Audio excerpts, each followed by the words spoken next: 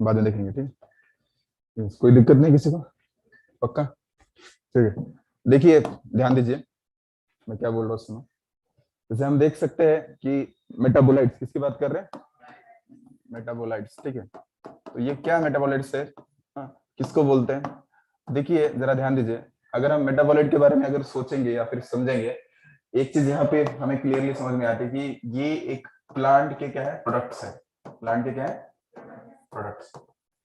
अब प्रोडक्ट कैसे बनते हैं, देखो दो तरीके हैं। इधर देखो प्रोडक्ट बनने के लिए क्या करना पड़ता है, एनाबॉलिज्म। क्या करना पड़ता है, एनाबॉलिज्म। नहीं तो हम बोल सकते हैं क्या करना पड़ेगा, मेटाबॉलिज्म। कुछ समझे नहीं, ध्यान दो, सुनो।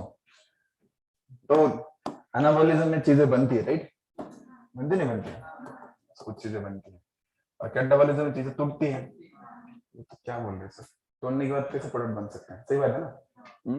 भाई देखो चीज समझो, अगर कोई रॉ मटेरियल है, उसमें से खराब चीज निकाल के अगर फाइन कर दिया, रिफाइन कर दिया, है ना, वो चीज निकाल दी ना, निकाल दी मतलब तोड़ा उसमें से चीजों को, सेपरेट कर दिया, तो ये क्या हो जाएगा, कैटाबॉलिज्म, एनाबॉलिज्म। इसका मतलब समझे नहीं समझे, यानी कैटाबॉलिज्म में भी क्या बन सकता है, बन सकता है ना। तो इतना तो समझ में आता है, मतलब खराब चीज में से अच्छी, मतलब खराब चीज निकाल दो, अच्छी चीज रख दो। मतलब कोई चीज निकाल रहे मतलब क्या कर रहे हैं, ऐड कर रहे हैं, रिमूव कर रहे हैं, तोड़ रहे हैं ना। तो यानी कैटाबॉलिज्म और एनाबॉलिज्म दोनों के अंदर प्रोडक्ट बन सकते हैं, समझ में आ रहा है। फर्क इतना ही है, एक प्रोसेस क्या है, कंस्ट्रक्टिव, क्या है, डिस्ट्रक्टिव। अब इससे जो प्रोडक्ट बनते हैं तो उनको बोलते हैं मेटाबोलाइट्स। क्या बोलते हैं उनको, राइट। अब इसमें दो प्रकार के मेटाबोलाइट रहते हैं, एक तो रहता है प्राइमरी मेटाबोलाइट्स, क्या रहते हैं, और दूसरे रहते हैं क्या, सेकेंडरी मेटाबोलाइट्स। अब दोनों में फर्क क्या है, प्राइमरी और सेकेंडरी में फर्क क्या है, सुनो ध्यान दो, मैं जो बोलता हूँ फोकस करो। फर्क ये है, प्राइमरी मेटाबोलाइट मतलब सर ग्लूकोज, क्या होता है, ग्लूकोज, या फिर क्लोरोफिल, क्या होता है, क्लोरोफिल, राइट। तो ये होता है प्राइमरी मेटाबोलाइट। कुछ समझा नहीं सर, कुछ नहीं समझा, क्या बोलना चाहता हूँ मैं, ये बोलना चाहता हूँ, अरे भाई जो चीज प्लांट बनाता है और प्लांट के लिए इंपॉर्टेंट है, प्लांट उसको छोड़ नहीं सकता, उसको यूटिलाइज करता है, वो हर वो चीज प्लांट के लिए क्या कहलाती है, प्राइमरी मेटाबोलाइट। देखो लेकिन सेकेंडरी मेटाबोलाइट मतलब एग्जांपल था गम, क्या दूंगा, गम, ऐसे बहुत सारे गम जानते हो, लिंक बोलते हैं। कभी देखा प्लांट कैसे हाथ निकले बाहर खा रहा है, नहीं ना, मतलब गम तो गया। उसके बाद rubber, what is the use of rubber, कुछ रबर का यूज नहीं, समझ में आ रहा है, रबर का यूज कुछ भी नहीं प्लांट के लिए। उसके बाद अलावा हम बोल सकते हैं अल्कलॉइड्स, समझे ना, अल्कलॉइड में कुछ यूज है क्या, कुछ यूज नहीं है। अल्कलॉइड का मतलब प्लांट के अंदर के कुछ केमिकल्स। अब ऐसा क्वेश्चन मार्क मत डाला करो, चेहरे जोड़ी क्या है मैं बताता हूँ, ध्यान दो, सब्र करो। अल्कलॉइड मतलब प्लांट के अंदर कुछ क्या, केमिकल्स, कुछ ड्रग्स। क्या लेना देना ड्रग्स से, प्लांट से, कभी प्लांट ढूलते हुए दिखा ऐसा कुछ नहीं ना, स्टेबल है ना, बचपन से लेकर आज तक स्टेबल ही है, हालांकि उसके अंदर ड्रग्स है, सब मेडिसिनल मेडिसिनल केमिकल्स है ना। क्या जरूरत है उसको, एंटीसेप्टिक कुछ जरूरत है क्या, नहीं, लेकिन हम यूज करते हैं उसको। तो वो चीज जो कि प्लांट के लिए कुछ यूजफुल है क्या, नहीं है, तो वो चीज क्या कहलाती है, सेकेंडरी, बना के छोड़ दिया उसने, लेकिन उसके लिए कुछ यूज है क्या, नहीं, वो सब हर चीज को क्या बोलना है, सेकेंडरी मेटाबोलाइट बोलना है, याद रखना बहुत इंपॉर्टेंट है। लेकिन लेकिन तो क्वेश्चन मार्क था, लेकिन बना क्यों रहा है फिर, समझे नहीं समझे, तो बनाने का जरूरत क्या है, टाइम पास हो रहा है ना उसका, क्या जरूरत है। देखा गया तो एक तरीके से एक क्या है, एक इवोल्यूशन है, क्या है, एवोल्यूशन, क्या बोले से समझा नहीं, थोड़ा अगले चैप्टर का यहाँ पे मैं कवर कर रहा हूँ, क्योंकि लेट हो जाएगा, तब तक आप ये चीज को भूल जाओगे, अभी क्लियर रखो। एक प्रकार का इवोल्यूशन है, कैसे इवोल्यूशन है, आप में से कितने लोगों ने कैलाटोपस का प्लांट देखा, मराठी में रुचिक रुचिक बोलते हैं, रुई रुई देखा, तोड़ने से इसमें से मिल्क निकलता है ना, लैटिस, हाँ, तो वो उसको बोलते हैं कैलाटोपस, क्या बोलते हैं उसको, कैलाटोपस का प्लांट बोलते हैं। अब ये कैलाटोपस का प्लांट रास्ते पे ज्यादा दिखता है, बहुत ज्यादा दिखता है, बड़ा भी होता है, बहुत बड़ा होता है, क्वेश्चन मार्क क्यों, बाकी तो प्लांट है ना, बाकी प्लांट उससे अच्छे से प्लांट है, वो ज्यादा बड़े हो पाते क्या, हालांकि ये एकमात्र हर्बिवोरस प्लांट, ये एकमात्र श्रब है, श्रब। अभी श्रब क्या है सर, बहुत में धीरे धीरे चालू हो गया, श्रब का मतलब क्या है, धरती के ऊपर तीन प्रकार के लोग मिलते हैं, याद रखना, एक रहता है ट्री, एक रहता है यार श्रब, और एक रहता है हर्ब। समझे ना? ट्री बड़े रहते हैं, श्रब जुड़ुप, समझ आ रहा है? हर्ब मतलब छोटे, पता है ना? तो ये श्रब है ना, कि उससे बड़ा नीम की तरह पेड़ देखा कैलोट्रोपस का, भी देखा किसी ने? देखो तो बताना, ठीक है? मुझे बताना, ठीक है? मैं चाहता हूँ देख पाए सब चीज। तो ये श्रब है, तो नंबर ज्यादा है ना इसका। क्या धरती के ऊपर अदर श्रब्स नहीं? अरे बहुत सारे श्रब्स है ना, बहुत सारे श्रब्स पड़े हैं, बहुत चूज है, लेकिन शहरों में हो, खेतों में हो, सब जगह पे मिलता नहीं मिलता ज्यादा? यही क्यों मिलता है? Because it have the some glycosidic glycosidic chemical रहते हैं। क्या रहता है? Glycosidic chemical. मैं लिख के दूंगा, सुनो ध्यान दो। What glycosidic chemicals are there? कि भाई इसको अगर प्लांट खाएगा, खाने का तो बीमार गिर सकता है। सॉरी, इसको कौन खाया? प्लांट ने खाया नहीं, किसने खाया? एनिमल ने खाया। तो एनिमल क्या हो सकता है? बीमार गिर सकता है। गिरेगा नहीं गिरेगा? तो इसलिए एनिमल उसकी तरफ देखता भी नहीं, छोड़ दिया उसको, बोले नहीं इसको परेशान क्यों, समझ में आ रहा है? It's one kind of evolution. ये एक प्रकार का इवोल्यूशन है, एक प्रकार का नेचुरल सिलेक्शन है। अगर मान लीजिए कोई फील्ड है, उस फील्ड में है ना 100 प्रकार के प्लांट उग गए बाय डिसीजन में, लेकिन उसमें से एक ही बच जाएगा, कौन? कैलेटोपस। उसके धरती के ऊपर सस्टेनेंस पावर उसका बहुत ज्यादा है। समझे नहीं समझे? बहुत बचेगा, यही बचेगा कैलेटोपस, और वो हर जगह स्प्रेड हो सकता है। एक मात्र ऐसा प्लांट है इसके अंदर स्प्रेडिंग कैपेसिटी इतनी ज्यादा है, उसके जो सीड्स आपको पता नहीं होगा कैलेटोपस। आपने से कितने लोगों ने देखा है ये वाला चीज? बता रही देखिए ना, ये कैलेटोपस का सीड है, पता है ना? देखो क्या अडेप्टेशन है बंदे का, मतलब कहीं अगर एक यहाँ पे उग गया तो 2 किलोमीटर पे जाके उग सकता है। ऐसा इट्स प्रेजेंट एवरीवेयर। इवोल्यूशन देखो, समझ में आ रहा है? ये सबसे धरती के ऊपर आज के डेट में सबसे डटा हुआ प्लांट है। ना उसको कोई खा सकता है, ना उसको कोई चक्कर में तोड़ने के लिए जाता है कोई, लेकिन लग गया आंखों के अंदर गिर गया तो प्रॉब्लम हो सकता है, ना सकता है, तो कोई इसके चक्कर में जाता भी नहीं। फुल स्टॉप, ऐसे। और ये स्प्रेड हो रहा है, ये स्प्रेड हो रहा है, ना कोई प्लांट खा रहा है क्या? नहीं। It's one kind of evolution, it's one kind of natural selection. Natural selection नहीं है कि अगर 100 प्लांट है तो 100 प्लांट में से क्या है, बाकी सब प्लांट को खाएंगे एनिमल, लेकिन इसको खा पा रहे क्या? मतलब इसे सेलेक्ट कर दिया नेचर ने, उसको सेलेक्ट किया नहीं किया। उसको उसको लीफ भी बहुत बहुत क्या है, फ्लैशी है, इसलिए अगर पानी भी नहीं दिया तो टिक पाता है। देखा ना आपने, सीमेंट पे भी आता है वो, लीफ फ्लैशी है ना। एक बार बारिश के दिन में पानी पकड़ लिया तो सालों साल तक पानी चल जाता है उसके, कोई टेंशन नहीं, 2-3 महीना आराम से जिंदा रह सकते हैं। कभी उसको वाटरिंग करते हैं, सीमेंट पे आ रहा है, कमाल है ना? कमाल है, कमाल है। देखो बिना ऐसे देखा होगा ना, जहाँ पे क्या बोलते हैं, घर के छत के ऊपर प्लांट आते हैं, आते नहीं आते? क्या उनका अडाप्टेशन है, देखो कितना भयंकर अडाप्टेशन होता है। मतलब छत को भेद के ना, छत को भेद के पूरा रूट्स अंदर तक जाते हैं, फिर भी वो जिंदा रहता है। कमाल। तो it's one kind of what, evolutionary adaptation. देखो बबूल का पेड़, बबूल पता है? बाबुल, बाबुल पता है? उसका नंबर ज्यादा है कम है? ज्यादा है ना? बबूल का पेड़ का नंबर बहुत ज्यादा है ना? हाँ? ज्यादा नहीं ज्यादा है? अरे बहुत ज्यादा है।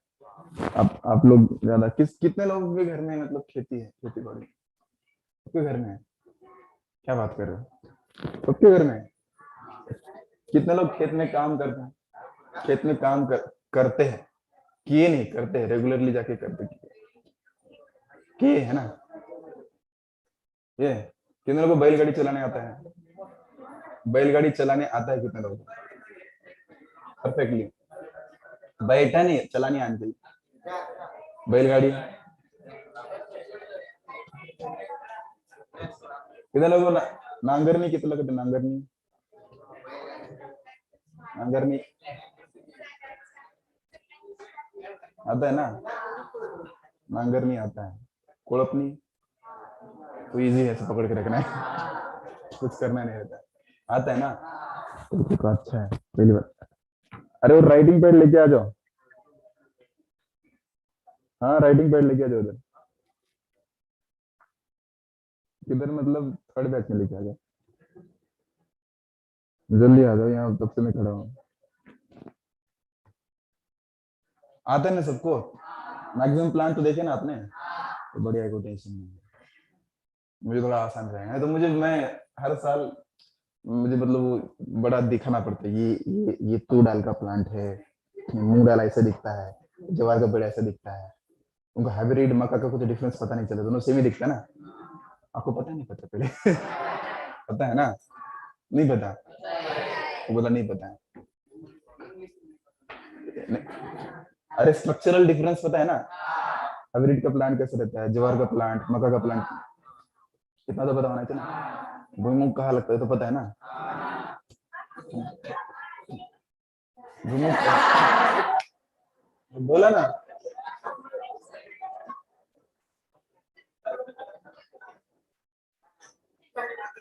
क्या बोलिए ना ना, भूमि पता है ना? भूमि को शंगा बोलते, ऊपर लगता है ऐसे बोलते हैं।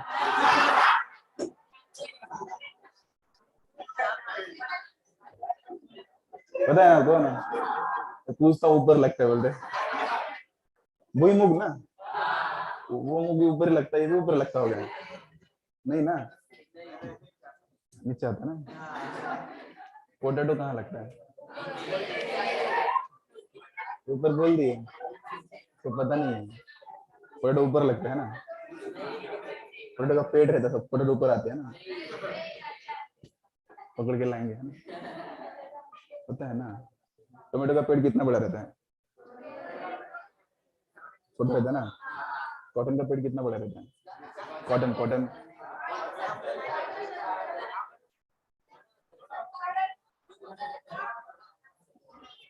ड्रम ड्रम स्टिक का, ड्रम स्टिक, ड्रम स्टिक, शेवगा शेवगा बड़ा रहता है ना, पक्का ना? काकड़ी का पेड़ रहता है, वेल रहता है ना, काकड़ी का वेल रहता है। तरबूज का वेल होता है ना। मैंगो का क्या रहता है? हाँ? पेड़ होता है ना, मैंगो पेड़ होता है, वो पता है। तूर दाल, तूर तूर किस सीजन में आती है बताओ, सीजन बताओ।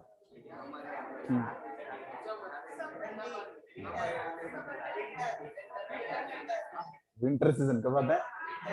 नॉलेज होना चाहिए तभी बॉटनी समझ में आएगी, इतनी समझ में आएगी। विंटर सीजन में आती है ना जवारी। दोनों दोनों सीजन, उनाळी ज्वारी, पावसाळी ज्वारी दोनों होते ना। मूंग मूंग मूंग का सीजन बताओ।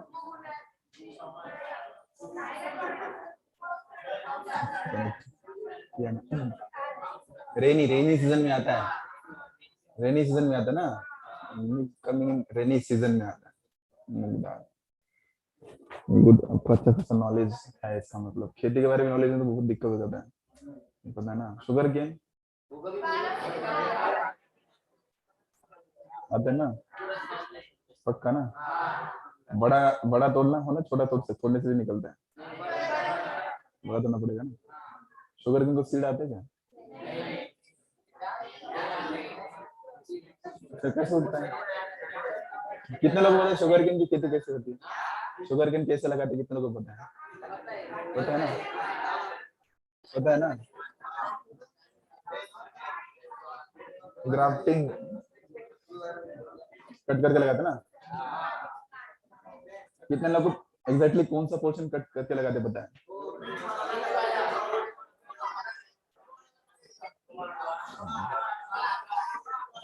थोड़ा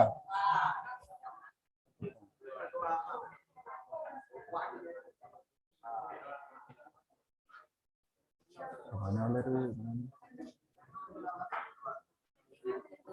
कब आने वाले? लेक्चर खत्म हो रहा है मेरा, लेक्चर खत्म होने के लिए आया।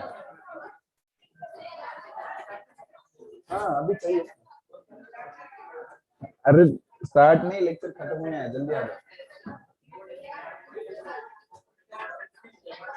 मेरे को राइटिंग पैड लेके आ जाओ, ज्यादा क्वेश्चन मत करो,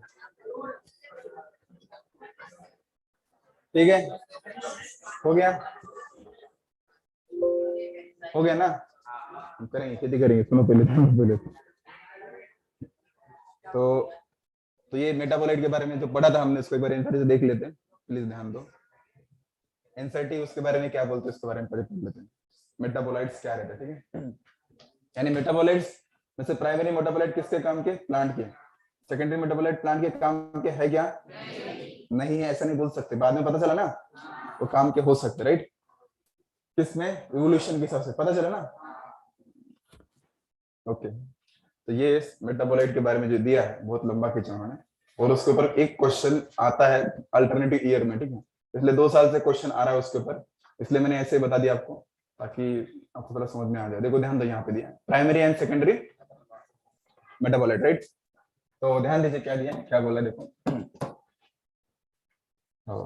The most exciting aspect of chemistry deals with isolating the thousands of compound, ठीक है? बड़ा चीज नहीं कि मतलब केमिस्ट्री का सबसे मतलब इंपॉर्टेंट एस्पेक्ट क्या है, तो मिक्सचर ऑफ केमिकल में से एक केमिकल को बाहर निकाला, that is called as isolating. समझ में आ रहा है? आइसोलेट करना मतलब एक को निकालना है, ओके? स्मॉल हो या फिर बिग हो, फ्रॉम द लिविंग ऑर्गेनिज्म। कहां से? Living organism. तो ये लैब के अंदर प्रैक्टिकल्स होते हैं, आपको अभी कल ही पढ़ रहे थे ना, अगर आपको सिर्फ एक प्लांट दिया जाएगा और प्लांट में से बोलेंगे ये ड्रग सेपरेट निकाल कर, समझ में आ रहा है? ये एक पर्टिकुलर ड्रग, उसका मेथड आसान हो सकता है क्या? पहले क्रिस्टल करना पड़ेगा, पहले आपको फर्स्ट मेथड तो कंपलसरी है, कौन सा? वो चिजल क्लॉथ से ये करना है ना, और फिर नेक्स्ट प्रोसीजर क्या होगा, वो मिक्सर लेना पड़ेगा, उसको वेरियस केमिकल ट्रीटमेंट देना पड़ेगा, और दे के एक सब्सटेंस को बाहर निकालना है। सबसे इंटरेस्टिंग चीज है केमिस्ट्री के अंदर की, आप फ्यूचर में पढ़ोगे आप। Determining there structure and possible synthesising them, तो उनका स्ट्रक्चर भी कैसा हो सकता है निकाल सकते हैं। अगर कोई केमिकल मिल गया, उसको टेस्ट ट्यूब के अंदर रख के आप, अगर एक इंस्ट्रूमेंट रहता है उसको बोलते हैं स्पेक्ट्रोस्कोपी की मशीन रहती है, ठीक है? इलेक्ट्रोस्पेक्ट्रोस्कोपी मशीन रहती है, तो उसके ऊपर क्या रेडिएशन गिरते हैं, तो रेडिएशन गिरने का वेवलेंथ आती है। जब वेवलेंथ आती है ना, तो उस वेवलेंथ से हम निकाल सकते हैं। अगर वेवलेंथ, अगर मान लो इतनी वेवलेंथ आ रही है, मतलब अच्छा अलग अलग वेवलेंथ आते हैं, कुछ 200 नैनोमीटर में आप 200 कुछ वेवलेंथ आ रही है, 200 के रेंज में वगैरह, तो उसके अंदर बोल सकते हैं डबल बॉन्ड होगा। कुछ अगर 1000 के आसपास आ रही है तो वो बोल सकते हैं उसके अंदर बेंजीन होगा। समझ में आ रहा है? तो ऐसे वेवलेंथ से स्ट्रक्चर डिजाइन निकालते हैं, स्ट्रक्चर पता चले ना, स्ट्रक्चर कैसे पता चलता है? तो स्पेक्ट्रोस्कोपी की मशीन को तो पता चलता है कि स्ट्रक्चर कैसे होता है क्या। आपने इतने सारे स्ट्रक्चर देखे ना, वैसे स्ट्रक्चर इमेजिनरी स्ट्रक्चर रहता है, okay? If one were makes a list of biomolecules, such a list would be have thousands of organic compound, including what? अगर लिस्ट बनाते चले गए प्लांट के अंदर क्या क्या मिलेगा, तो बहुत सारे होंगे ना। जो जनरल बात है, अमीनो एसिड हो सकता है, शुगर हो सकता है, right? But for reason that are given in the एक टेबल दिया है यहाँ पे, उस टेबल को पहले खत्म करते बाद में लिखेंगे, ठीक है? उस टेबल को देखते हुए हम यहाँ पे बता सकते, इसको रटना है, ठीक है? इसके ऊपर क्वेश्चन आ रहे थे पिछले 2 साल तक, ठीक है?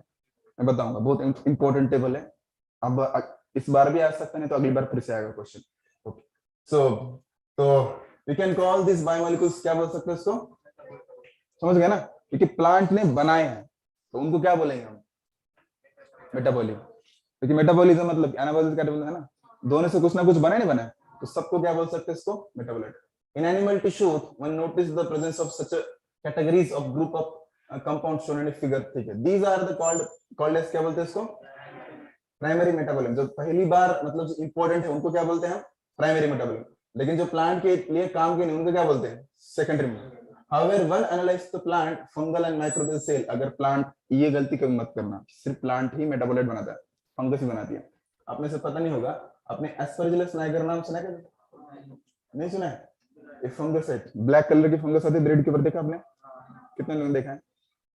बुरशी, पता है ना? ब्लैक कलर की फंगस आती है, तो जो ब्लैक कलर की फंगस उसका नाम है एस्परजिलस नाइगर। क्या नाम है उसका? अच्छा बताओ, आप लोगों ने सिट्रिक एसिड, साइट्रिक एसिड पता है? मार्केट में मिलता है, कितने लोगों को पता है? बताओ, कभी लाया ना साइट्रिक एसिड? पैकेट मिलता है छोटा सा, किचन के अंदर यूज करने, कितने लोगों ने लाया है? कितने लोगों को देखा है आपने, मतलब किचन के अंदर वो देखा है? नहीं देखा है? कुछ लोगों ने देखा। साइट्रिक एसिड की पाउडर मिलती है, ठीक है? एक्चुअली वो पाउडर आपको लगता होगा लेमन से बनती है, लेमन से नहीं मिलती, फंगस से बनती है। कहां से बनती है? फंगस। ये फंगस के पास भी एबिलिटी है क्या बनाने का? Citric acid. क्या बनाने का? समझे नहीं समझे? वो उसके लिए कुछ काम का है क्या? नहीं है। जैसे बहुत सारे जो बड़े बड़े इंडस्ट्रीज है जहाँ पे क्या मतलब गेहूं वगैरह मतलब का आटा बनाते ना, तो गेहूं का ऊपर का छिलका है ना, बड़े बड़े इंडस्ट्रीज खरीद लेते दूसरे, खरीद के उसको ट्रे के अंदर डाल देते, उसको थोड़ा पानी डालते, उसके ऊपर फंगस के स्पोर डालते। कौन से? Aspergillus Niger. फंगस पता है ना? फंगस के स्पोर से फंगस बन सकते नहीं बन सकते? जैसे मशरूम के भी स्पोर मिलते, पता है ना आपको? डालने से क्या होता है, उसके ऊपर फंगस आ जाएगी, तो बड़े बड़े प्लेट के अंदर पूरा डेंस फंगस आती है, तो सबको इकट्ठा करते हैं, तो उसको क्रश करते हैं, क्रश करके उसको वेरियस प्यूरिफिकेटरी प्रोसेस से गुजरना पड़ता है, और उसमें उसके अंदर जो सिट्रिक एसिड पहले से बन चुका है उसको सिर्फ क्या करते हैं उसमें से सेपरेट करते हैं, और उसका पैकेट बनता है, आप खा लेते हो उसको। और आपको लगता है कहाँ से आता है? लेमन से। चलिए वो कहाँ से आता है? फंगस से। समझे? ओके, सो इसलिए बोल रहे हैं however where the analyze the plant and what fungal and what microbial cell, one would see the thousands of compound other than this called as primary metabolites. उसके अलावा भी है, प्राइमरी मेटाबोलाइट के अलावा कौन कौन है बताओ? Alkaloids, flavonoids, rubber, essential oil. मुझे बताओ ना, एसेंशियल ऑयल सेंट को चंदन का कुछ संबंध है क्या? उसको क्या लेना है? कुछ खुद खुद मतलब समझ में नहीं आ रहा है? जैसे अपने लेमन ऑयल देखा, लेमन ग्रास ऑयल, गौती चाह पता है, वही लेमन ग्रास ऑयल, उसी को लेमन ग्रास बोलते हैं। अभी देखा था बॉटनी के अंदर, पता चलेगा कितना लोग उल्लू बनाते हैं, अलग अलग नाम दे देंगे, ठीक है, कुछ नहीं रहता आपका। वो एक बीच में आया था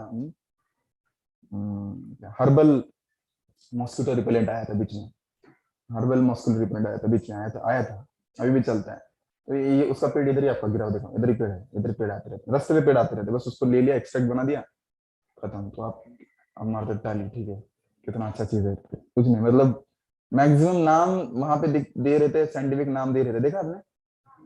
वही देखा, वो मेडिसिनल प्रोडक्ट देखा उसके अंदर, पीछे साइंटिफिक नाम दे रहे थे। वो सारे पेड़ आपके आजू बाजू मिलते हैं, सारे पेड़ आजू बाजू मिलते हैं। एक आधा पेड़ हो सकता है हिमालय में मिलता होगा, मैक्सिमम पेड़ आजू बाजू मिलते हैं, ठीक है। Come to the point. So alkaloids, flavonoids, rubber, essential oils and antibiotics, right? And color, pigment, scents, gums, spices. क्या लेना देना इस सबसे? प्लांट कुछ लेना है ना? तो ये सब उनको सबको क्या बोलते हैं? These are called as what? Secondary. हाँ.